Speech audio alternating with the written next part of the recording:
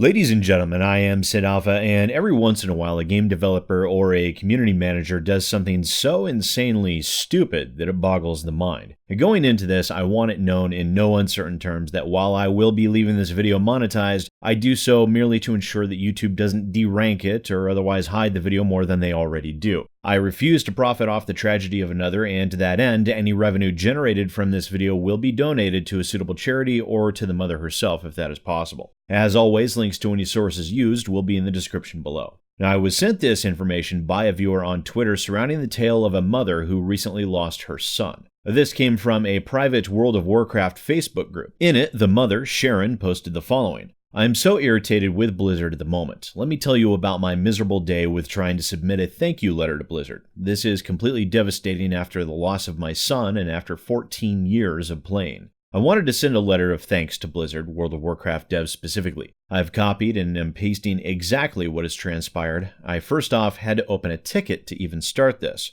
I would like to send a letter of gratitude to the Blizzard devs. My son has just died, and I have written a letter to thank Blizz, World of Warcraft, and let them know just how much their game has meant to my son and our family. It is a deeply personal and heartfelt letter from me, his mom. I do know they are in Irvine, just not the actual address channels to get it to its proper destination. I do have a friend living in Irvine who, if all else fails, can personally hand the letter to a front desk employee. Thanks, Sharon. Simple enough, and I got this response. Thank you for taking the time to get in touch with us, Sharon. Game Master Blank here, and I understand you are wanting to send the developers a letter. While I would love to help you in this endeavor, there is a way to send this over yourself. That way, it's more personal. All you have to do is post this on the forums. That is where the developers check all player reports, suggestions, etc. It would mean a lot to post that there, as the community will support and value your thoughts. Here is a link on how to do that. Hope that clears up your issue today, and I'm truly sorry for your loss. And so she did exactly that and posted a long and heartfelt piece on the community forums titled, A Grieving Mom Gives Thanks, Let Me Introduce You to My Son Dane J. Shields. In it, she described how her son had gotten involved and fallen in love with World of Warcraft, how good he was at the game, and how subsequently both she and her daughter had also begun playing World of Warcraft and found the same joy in it that he did. She did describe the tragic accidental passing of her son that happened only recently before finishing off with her deepest gratitude for the game creators bringing her family closer together. And as a result of that community posting, likely because she shared her son's full name, she was permanently banned from the Blizzard community forums. Well, I should clarify, she's not permanently banned, just banned for 1,000 years. Yes, that's right, her account is not able to post on the forums again until August 23rd, 2019. And because of that, her reaction is about what one might expect, as she finishes her Facebook posting with the following. It's disheartening to see that this is what has become of such creative people. They build empires and become unreachable. A person like myself cannot even send a letter. This is just sad.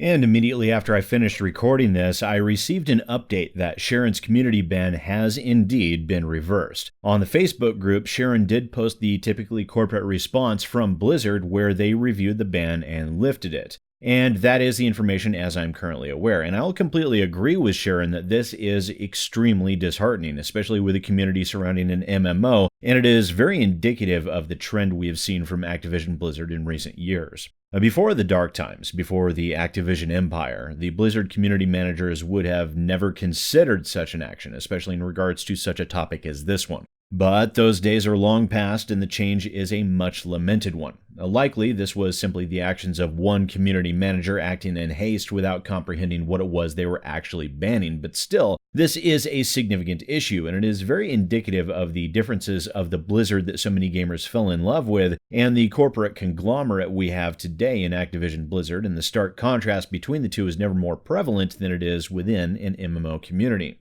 You see, we always hear about communities within gaming. This game's community, that game's community. It's a collective identification typically labeled with little to no true meaning. However, that is very much not the case within MMOs. Typical MMO players play within that MMO for far longer than most other gamers do within other games, and the extreme social nature of MMOs brings about a natural result of people forming into groups and guilds. It's no small wonder that people form friendships, some very lasting friendships within such games.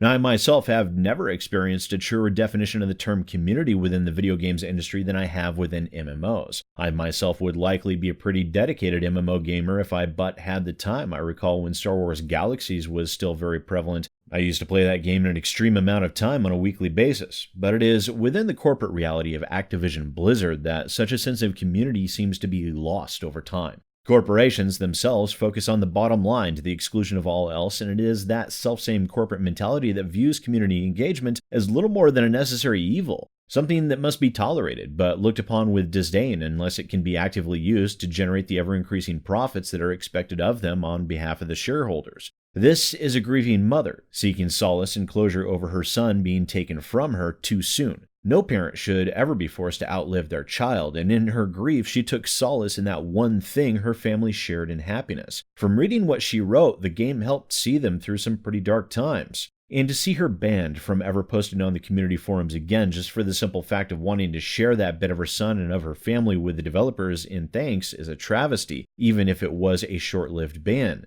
This issue ended up being resolved, but it is an issue that frankly never should have arisen in the first place. Likely, as I said, this was a community manager that looked at the title and didn't bother to read the actual posting. If they had, one would hope they would have been capable of comprehending the context of the subject matter being discussed. My deepest condolences to Sharon and her family. As a parent myself, I can only vaguely comprehend how painful this time is for her, but I hope her experience with a corporate machine doesn't tarnish her experiences with the World of Warcraft community. And once again, ladies and gentlemen, I am SidAlpha, and I'll see you next time.